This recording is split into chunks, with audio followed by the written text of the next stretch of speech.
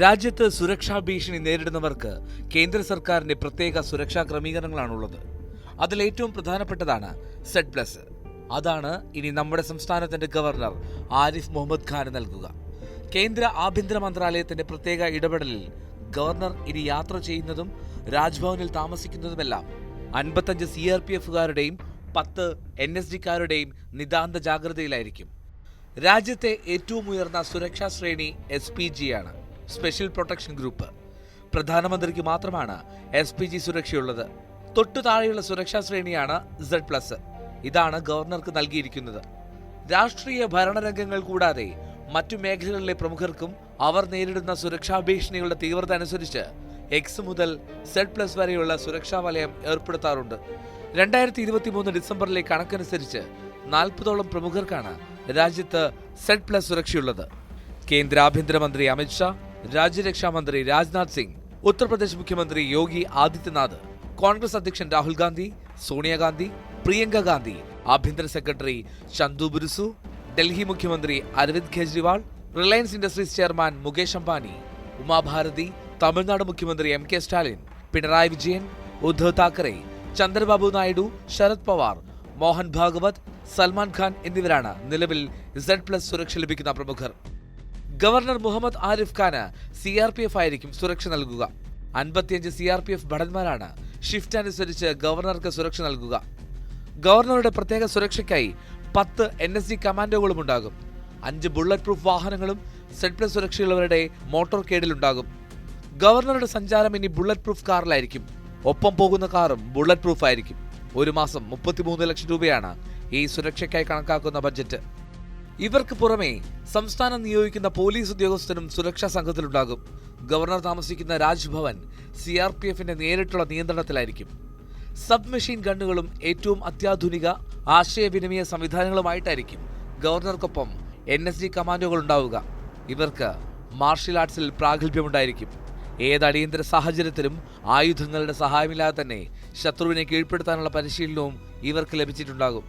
CRPFകാരെ കൂടാതെ Indo Tibetan border police, central industrial security force എന്നിവയാണ് VIP സുരക്ഷയ്ക്കായി നിയോഗിക്കപ്പെടുന്നത്. കേന്ദ്ര ഇന്റലിജൻസ് ബ്യൂറോ നൽകുന്ന ഇൻപുട്ടുകളുടെ അടിസ്ഥാനത്തിലാണ് VIPകളുടെയും VVIPകളുടെയും സുരക്ഷയ്ക്കുള്ള മാർഗനിർദ്ദേശങ്ങൾ നടപ്പാക്കുക. Z+ രാജ്യത്തെ VIP സുരക്ഷാ സംവിധാനങ്ങളിൽ ഏറ്റവും ഉയർന്ന രണ്ടാമത്തേതാണ്. ഏറ്റവും ഉയർന്നത് SPG അഥവാ സ്പെഷ്യൽ പ്രൊട്ടക്ഷൻ ഗ്രൂപ്പാണ്. പ്രധാനമന്ത്രിക്കാണ് ഈ സുരക്ഷ നൽകുന്നത്.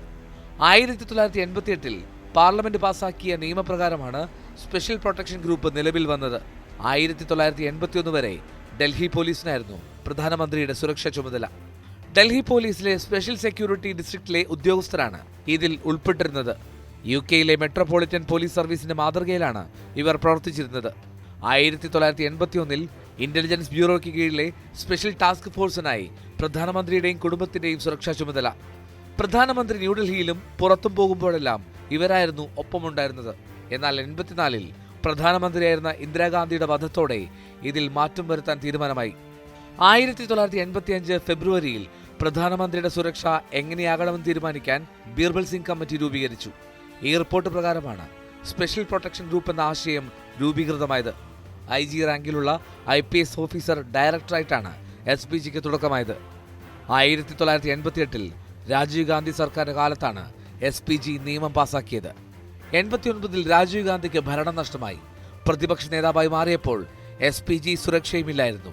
ഇതിനുശേഷമാണ് 91 തമിഴ്നാട്ടിലെ ശ്രീപെരുമ്പത്തൂരിൽ തെരഞ്ഞെടുപ്പ് പ്രചാരണത്തിനിടെ LTTE ഭീകരരുടെ ബോംബിന് അദ്ദേഹം ഇരയായത്. LTTE ഭീഷണി കണക്കിലെടുത്ത് പ്രധാനമന്ത്രിക്ക് മാത്രമുണ്ടായിരുന്ന SPG സുരക്ഷ പിന്നീട് സോണിയാഗാന്ധിക്കും രാഹുൽ ഗാന്ധിക്കും പ്രിയങ്ക ഗാന്ധിക്കും നൽകുകയായിരുന്നു. 10 വർഷത്തേക്കാണ് അന്ന് SPG സുരക്ഷ മൂവർക്കും അനുവദിച്ചത്. ഇത് പിന്നീട് പുതുക്കി 28 വർഷം വരെ നീണ്ടു. 2019 ഇവരുടെ സുരക്ഷാ ഭീഷണിയുടെ തീവ്രത പുനഃപരിശോധിച്ച് SPG സുരക്ഷ വേണ്ടെന്ന് കേന്ദ്രം തീരുമാനിച്ചത്. തുടർന്ന് ഇപ്പോൾ മൂവർക്കും Z+ സുരക്ഷയാണ് നൽകുന്നത്. Z കാറ്റഗറി സുരക്ഷയാണ് മറ്റൊന്ന്. 4 6 NSD കമാൻഡോകളാണ് ഈ സുരക്ഷാ ശ്രേണിയിൽ ഉണ്ടാവുക. ഒപ്പം 22 സുരക്ഷാ ഉദ്യോഗസ്ഥരും. ഇവർ CRPFൽ നിന്നോ CISFൽ നിന്നോ ITBPയിൽ നിന്നോ ആകാം. ഒരു ബുള്ളറ്റ് പ്രൂഫ് വാഹനം ഇവരുടെ മോട്ടോർ കേഡിലുണ്ടാകും. സുരക്ഷാ ക്രമീകരണങ്ങളുള്ള മറ്റ് 4 വാഹനങ്ങളും ഉൾപ്പെടുത്തും. 16 ലക്ഷം രൂപയാണ് ഈ കാറ്റഗറിയിൽ ഒരു VIP-ക്ക് സുരക്ഷ നൽകാനുള്ള പ്രതിമാസ ചെലവ്. അടുത്ത ശ്രേണി Y+ ആണ്.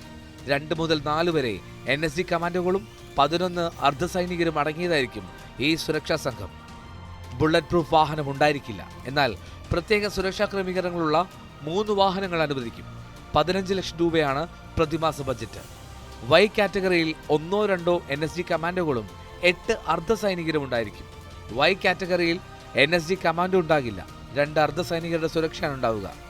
X മുതൽ Z കാറ്റഗറി വരെ 300ഓളം VIP-കൾക്കും VVIP-കൾക്കുമാണ് നിലവിൽ സുരക്ഷ നൽകുന്നത്.